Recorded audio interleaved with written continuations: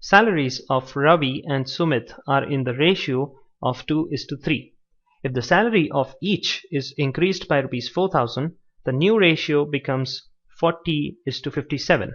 What is Sumit's present salary? Now the salary of Ravi and Sumit are in the ratio of 2:3. So I can say that Ravi's salary is 2x and Sumit's salary is 3x, right?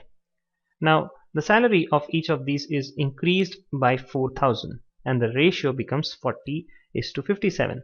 So if I increase the salary of each of these, so 2x plus by 4,000 rupees, so plus 4,000 divided by 3x plus 4,000 is equals to 40/57. Now we can solve this equation and get the value of x, which is a common factor between Ravi's and Sumit's salary. So we have 57 times 2x is 114x plus 57 times 4 is 228, and we have 4,000, so 228,000 is equals to 40 times 3x. So I have 120x plus 40 times 4,000 is 4 4s are 16, and we have 1 2 3 4 4 zeros, so 160,000 it is. So we have 228,000, basically 2,28,000 minus 1,60,000 is equals to 120x minus 114x. So we have 68,000 is equals to 6x. Let's leave it right there. Now what we want is Sumit's present salary. Now Sumit's present salary is 3x and we have the value of 6x. Well, we can get the value of 3x by dividing both the left hand side and the right hand side by 2.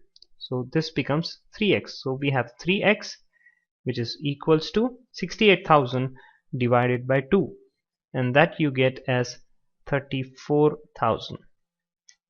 So Sumit's present salary is 34,000 rupees. So it's not in the options, so our correct answer is none of these. If 510 rupees be divided among A, B and C in such a way that A gets 2/3 of what B gets and B gets 1/4 of what C gets, what are A, B, C's shares?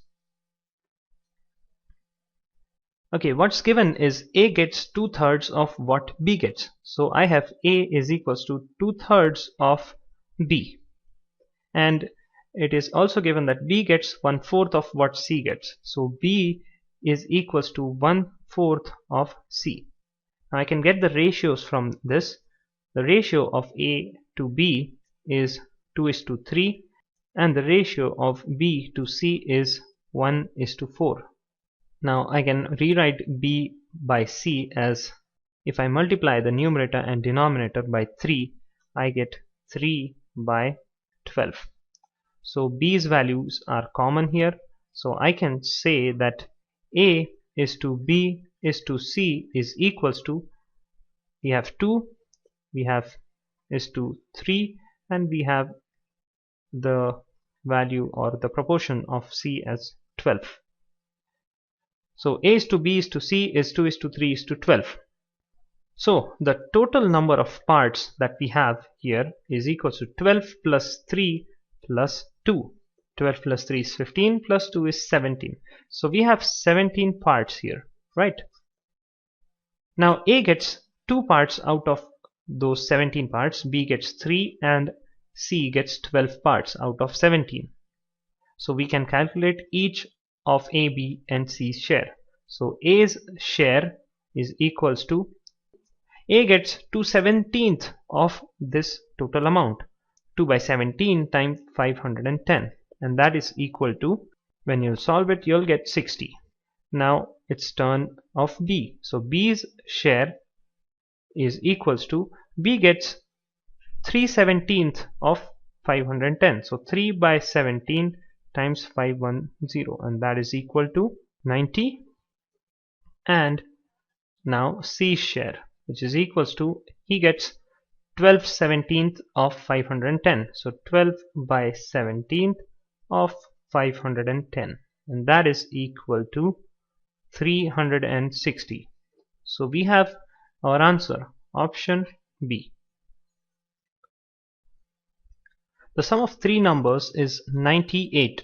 If the ratio of the first to the second is 2:3 and that of the second to the third is 5:8, then the second number is. Now let these numbers be A, B and C.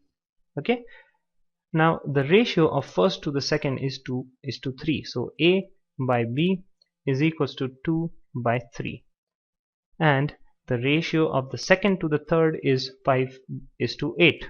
So B by C is equals to 5 by 8. Now B's corresponding value here is 3. Now let us make this corresponding value as 3. So what I can do is I can multiply the numerator and denominator by 3 by 5 so as to cancel out this 5 here and put 3 in place of that. So 3 by 5 divided by 3 by 5. This 5 gets cancelled out. So this is equals to 3 by 3 8s are 24 by 5. So we have A's value as 2, B's value as 3 and C's value as 24 by 5. So A is to B is to C is equals to 2 is to 3 is to 24 by 5. Now I can multiply all of the terms by 5. So 5 times 2 is 10 is to 15 is to 24 is the ratio of A is to B is to C. Now I can say that A is 10x, B is 15x and C is 24x. And the sum of all these numbers is equal to, we have been given 98. So it is equals to 98. So 10x plus 15x plus 24x is 49x and that is equals to 98. Therefore x is equals to 98 by 49 is 2. So we have the common factor of all of these numbers, which is 2. Now what is asked? We have been asked the second number. So the second number is actually 15x. So this is equals to 15 times 2 and that is 30. So 30 is the second number and our answer is option B. A fraction which bears the same ratio to 1 by 27 that 3 by 11 does to 5 by 9 is equal to. Well, let this fraction be x. Now x bears the same ratio to 1 by 27 that 3 by 11 does to 5 by 9. So the ratio of x and 127 is proportionate to the ratio of 3 by 11 to 5 by 9. So x is to 1 by 27 is proportionate to 3 by 11 is to 5 by 9. So I can write this as x by 1 by 27 is equals to 3 by 11 divided by 5 by 9, right? So 27 goes up, so 27x is equals to 9 goes up again. So we have 3 times 9 divided by 11 times 5. So 3 times 9 is 27 and this 27 cancels out. So x is equals to 1 by 11 5s are 55. So that's our answer, option A.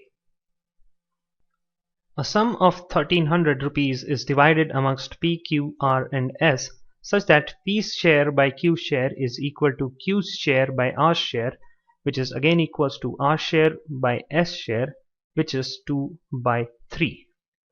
Then what is P's share?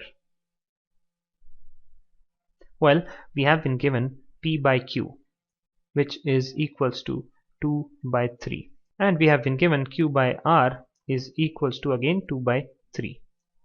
So let's make this 2 as 3.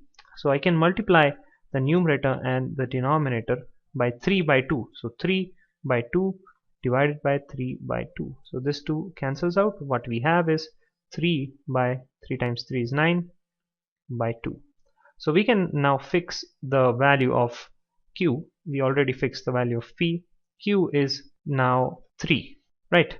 Because in front of Q in both the equations we have 3. Now in order to fix r as 9 by 2, let's see the next equation. We have r by s is equals to, again it is 2 by 3, but there should not be a 2 here, it should be 9 by 2. To remove this 2 and put 9 by 2 in place of that, what we can do is multiply the numerator and denominator by 9 by 2 times 2, right? So this 2 and this 2 gets cancelled out. In the denominator we again have 9 by 2 times 2.